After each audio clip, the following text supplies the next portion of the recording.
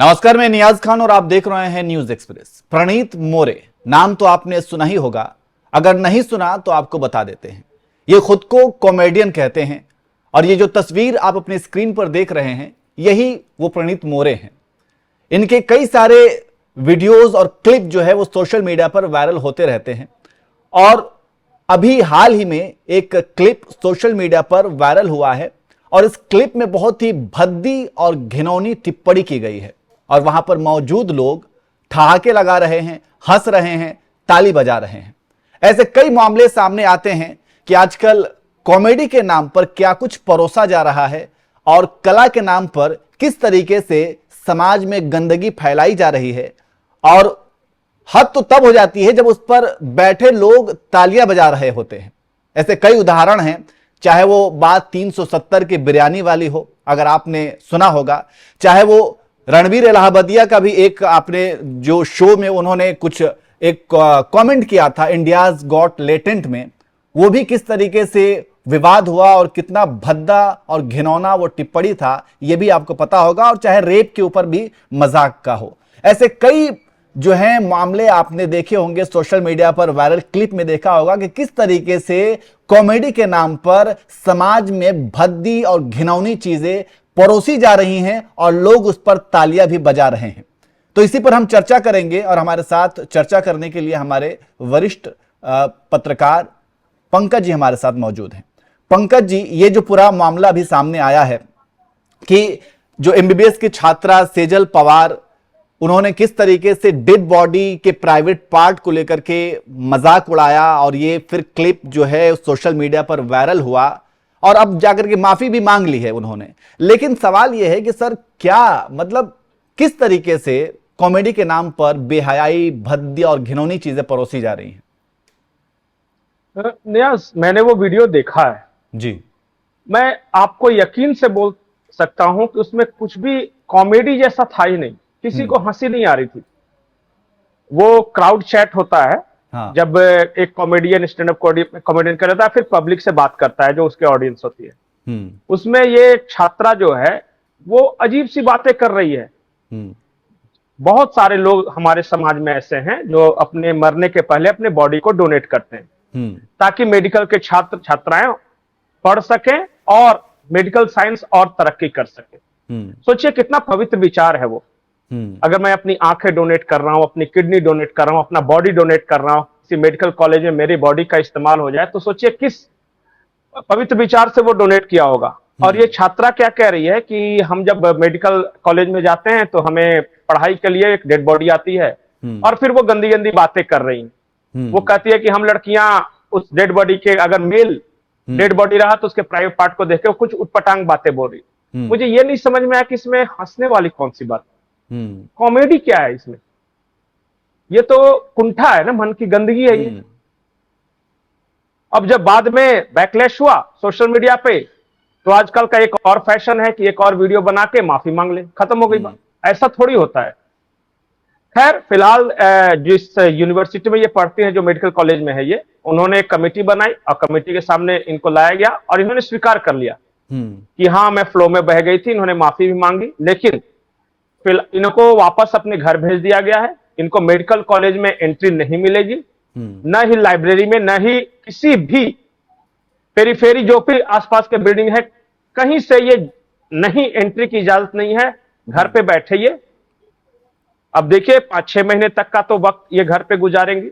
इनकी पढ़ाई सफर होगी वो अलग बात है, क्योंकि इनके साथ जो बाकी बैचमेट्स हैं वो सारे पढ़ के निकलेंगे। और इतना ही नहीं होगा, जब ये किसी तरह मेडिकल कॉलेज पास करके डॉक्टर बनेंगी तो जब भी एक कोई मरीज आएगा इनके सामने जिसने ये वीडियो या पूरा प्रकरण जान रखा होगा, तो समझिए कि बाकी जिंदगी भी इनको शर्मसार होना पड़ेगा। कई बार हम ये कर लेते हैं एक मोमेंट के लिए, कुछ थोड़ा सा फन के लिए, लेकिन उसका इम्पैक्ट क्या होता है बाद में जाके करते हैं आजकल। हाँ, कि मैं बहुत ज्यादा, यही बात है आजकल के यंगस्टर्स में कि हम कूल कहलाएंगे इस मामले। तो सोचिए कि जब भी कोई आज से 5 साल बाद, 10 साल बाद अगर इनके पास कोई आया, कहा तुम वही सेजल हो ना, सेजल पवार जिसका वीडियो वायरल हुआ था, कैसा लगेगा इनको? कैसी शर्मिंदगी महसूस हुई? कल को इनके बाल बच्चे होंगे, इनकी ही बेटी या इनके बेटे के सामने अगर कोई वो वीडियो प्ले कर देगा और कहेगा कि देखो तुम्हारी मां ने क्या कहा था, कैसा महसूस होगा? तो इस तरीके से भी असर देखना होगा। पनिशमेंट जो देगा वो तो अलग बात है। ठीक है, लेकिन पंकज एक दूसरी बात एक और महत्वपूर्ण। जी जी जी बोलिए। नहीं बोलिए। मैं ये सिर्फ जानना चाह रहा हूं कि आजकल जिस तरीके के कंटेंट परोसे जा रहे हैं कॉमेडी के नाम पर, स्टैंड अप कॉमेडी के नाम पर, हालांकि बहुत सारे ऐसे कॉमेडियन हैं जो स्टैंड अप कॉमेडी करते हैं और वो भाषाई मर्यादा और कुछ भी ऐसी टिप्पणी, टीका टिप्पणी नहीं करते जो कहीं ना कहीं दूसरों को ठेस पहुंचाए या फिर समाज में गंदगी फैलाए। ऐसे बहुत सारे कॉमेडियन हैं, लेकिन क्या इस तरीके के जो कॉमेडियन होते हैं, क्या ये शॉर्टकट अपनाने के चक्कर में, जल्दी फेमस हो जाने के चक्कर में कि चलो जो भी आरोप लगेंगे, चलो जो भी गालियां मैं सोशल मीडिया पर सुन लूंगा, लेकिन कम से कम फेमस तो हो जाऊंगा, लोग जान तो जाएंगे कि कौन कौन है? क्योंकि समय रैना का ये जो comedy show India's got latent, उसमें किस तरीके की भद्दी टिप्पणी की गई थी ये आपको पता है, माँ बाप को लेकर के। हालांकि उसके बाद उन्होंने भी माफी मांगी। इसमें भी इस तरीके की भद्दी टिप्पणी और कॉमेडी, और फिर 370 का एक बिरयानी वाला भी कॉमेडी शायद आपने सोशल मीडिया पर देखी होगी। मैंने देखा। 370 किस तरीके से एक कपल लेकर के जाता है, 370 रुपए की बिरयानी खिलाता है, और फिर जब वो घर जाने लगती है तो वो कहता है कि 370 ऐसी जाया तो नहीं जाने दूंगा, मैंने 370 की बिरयानी खिलाई है। तो इसका मतलब समझ रहे हैं कि वो क्या कहना चाह रहा है। हाँ, तो मतलब इस तरीके की गंदगी क्यों आखिर समाज में आ गई है कॉमेडियन के नाम पे? नहीं, इसका जवाब एक ही है कि महमूद साहब कहा करते थे कि comedy is very serious business. जो एक्टर बहुत अच्छा होता है ना, बहुत अच्छा, सिर्फ वो कॉमेडी कर सकता है। उसमें टाइमिंग क्या महत्वपूर्ण है कॉमेडी में, वो बहुत उसको पता होना चाहिए। आजकल क्या होता है कि हर कोई, किसी को लगता है कि वो कॉमेडी कर सकता है एज एन एक्टर, या जब आप भी समाज में जाते होंगे तो हर फुहर डांस करने वाला, हर नंगा नाचने वाला, हर गाली बकने वाला, वो सोचता है कि वो कॉमेडी कर रहा है। और ये कॉमेडी नहीं है। हर किसी के पास वो टैलेंट नहीं होता जो अच्छे कॉमेडियन में होना चाहिए। तो फिर इसका उपाय क्या है? एक मैं वीडियो देख रहा था, एक बच्ची है अपने मां के बारे में बोल रही थी कि मैं अपनी मां की अय्याशी की पैदाइश हूं वगैरह ये सब। अब बताइए इसमें व्हाट इज कॉमेडी अबाउट? ये अपने मन के कुंठा को आप निकाल रहे हो उससे, और लोग वो हंस नहीं रहे हैं। आपको लग रहा है लोग हंस रहे हैं, पर वो खिल्ली उड़ा रहे हैं। देखिए, मजाक उड़ाने में और कॉमेडी के रूप में जो आप हंसते हैं, दोनों में फर्क होता है।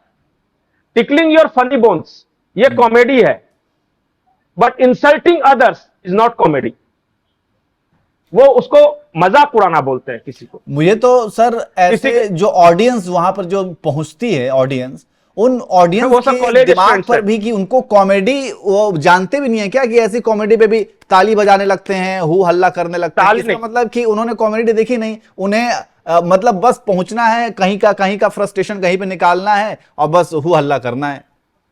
नहीं, उसमें से मैं आपको बताता हूं ईमानदारी से 90% रिकॉर्डेड होता है। तालियों की गड़गड़ाहट को रिकॉर्ड कर लिया, ये कुछ बोला, पीछे से उसको प्ले कर दिया। वास्तव में हंसते नहीं है।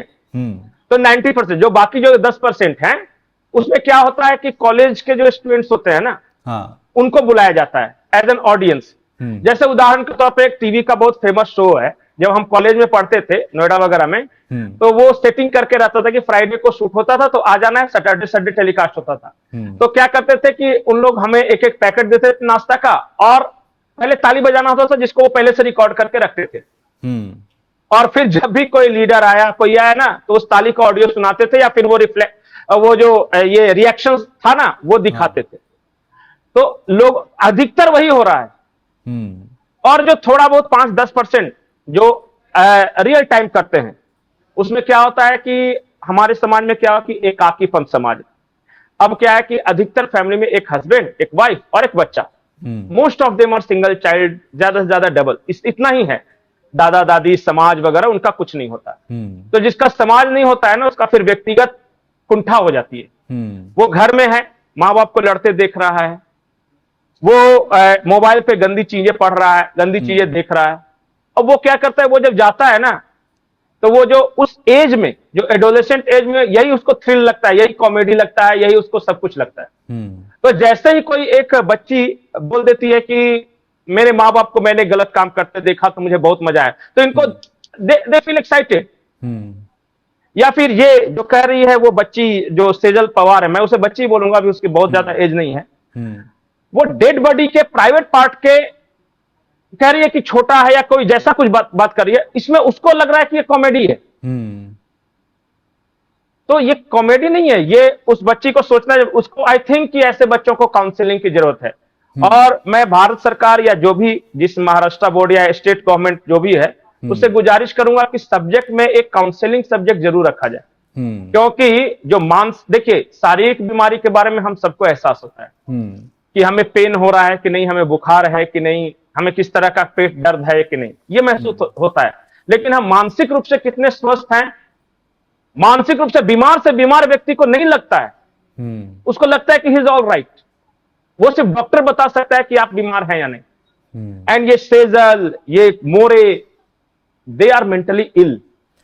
बिल्कुल, तो इन्हें वाकई में हाँ काउंसलिंग की जरूरत है। और जो यूनिवर्सिटी है वो, उस यूनिवर्सिटी ने काउंसलिंग के लिए इनका इंतजाम भी किया है कि सबसे पहले तो इनकी काउंसलिंग कराई जाएगी ताकि हर तरीके से ये ठीक हो जाए। और दूसरा और सबसे अहम सवाल यही है, और ये दर्शकों के ऊपर भी हम छोड़ते हैं, कि भले ही ऐसे लोग माफी मांग लेते हैं और ये कहते हैं कि नहीं नहीं ये जुबान से गलती से निकल गया, या फिर मेरे दिमाग में मैंने चाहते हुए भी बोल दिया।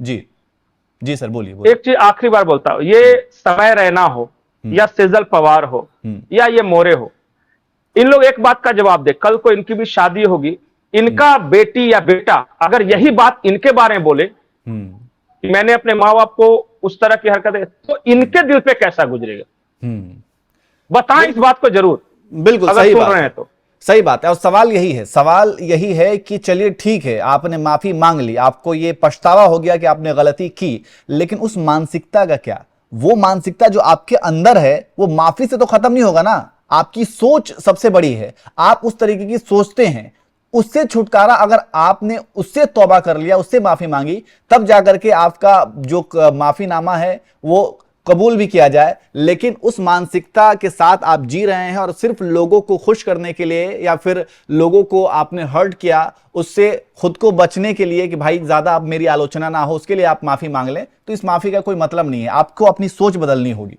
जी सर, बोलिए। एक आखिरी चीज मैं बोलना चाहता हूं, मैक्सिमम पेरेंट्स आजकल खास करके बड़े शहरों में वो सोचते हैं कि उन्होंने अच्छा पैसा खर्च कर दिया या बाल बच्चों को जेब में अच्छा पैसा डाल दिया तो ये अच्छी पेरेंटिंग हो गई। मैं तो ये कहता हूं कि सबसे कीमती है संस्कार। बच्चों को पैसा भले ही कम दो पर संस्कार जरूर अच्छा दो। नहीं, अगर संस्कार अच्छा नहीं दोगे तो यही सेजल पवार और समय रैना जैसे औलादे पैदा होंगी जो कि आप ही की खिल्ली उड़ाएंगी बाद में। कल को जाके अगर आप अपने बाल बच्चों से कहोगे कि जाके सब्जी ले आओ या मेरी मदद कर दो, तो वो सीधे मुंह पे बोल देगा कि मैं तो आपके याशी की पैदाइश हूं। आएगा वो नौबत। सही बात है, वो भी मजाक में बोल देगा उसे, क्योंकि इन सब चीजों को नॉर्मलाइज किया जा रहा है ना। बिल्कुल, इन सब चीजों को ऐसा नॉर्मलाइज किया जा रहा है सोसाइटी में कि ये कोई मतलब एक तो कॉमन सी चीज है, ये फन है, ये कूलनेस है, ये कुछ भी बोल दो निकल जाओ, और मतलब इस तरीके से इंजेक्ट किया जा रहा है समाज के अंदर इन सब चीजों को। खैर, तो आप क्या कहेंगे? और जिस तरीके से इस तरीके की जो कॉमेडी लोग कर रहे हैं, जिसमें गंदी भद्दी घिनौनी टिप्पणियां की जा रही हैं, उस पर आपकी राय क्या है? आप भी कमेंट करके जरूर बताएं।